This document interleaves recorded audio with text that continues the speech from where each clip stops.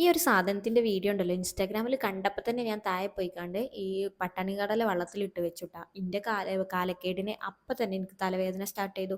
ഞാൻ അപ്പം വേഗം അത് ഫ്രിഡ്ജിൻ്റെ ഉള്ളിലേക്ക് കയറ്റി. പിന്നെ ഇന്ന് പുറത്തെടുത്ത് നോക്കിയപ്പോൾ ഇതിൻ്റെ അവസ്ഥ ഇങ്ങനെ ആയിരിക്കണം കേട്ടോ. എന്നാലും കുഴപ്പമില്ല അയച്ച് ഉണ്ടാക്കാമെന്ന് വിചാരിച്ചു.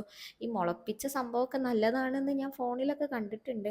അങ്ങനെ അതൊരു മിക്സിക്ക് ഇട്ടുകൊണ്ട് ഞാൻ അടിച്ചെടുത്തിട്ടുണ്ടായിരുന്നു കേട്ടോ.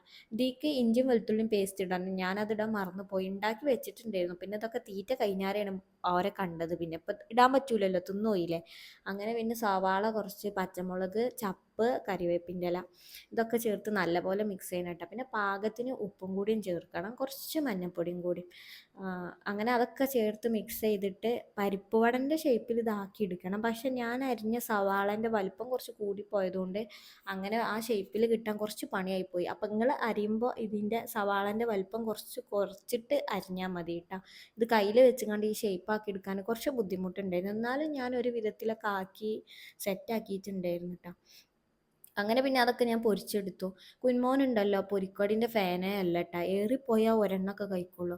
ആ കുഞ്ഞുമോനക്ക് ഇത് ഭയങ്കരമായിട്ട് ഇഷ്ടപ്പെട്ടു. ഇത് കഴിച്ചേക്കാൻ എന്നോട് പറഞ്ഞു നല്ല ടേസ്റ്റ് ഉണ്ട്, പരിപ്പ് വടനിലാറെ ടേസ്റ്റ് ഉണ്ടെന്ന്. ഞാനും തിന്നപ്പോഴാട്ട് എനിക്ക് മനസ്സിലായത് പരിപ്പ് വടനിലാറെ ടേസ്റ്റ് ഉണ്ടായിരുന്നുള്ളൂ. പിന്നെ അത്രേ ഉള്ളൂ. Tata bye bye, see you. പിന്നെ വീഡിയോസൊക്കെ ഇഷ്ടപ്പെടുകയാണെങ്കിൽ ചാനൽ ഒന്ന് സബ്സ്ക്രൈബ് ചെയ്ത് സപ്പോർട്ട് ചെയ്യുക. നിങ്ങളെ കമൻറ്റും കാര്യങ്ങളും അറിയിക്കുക.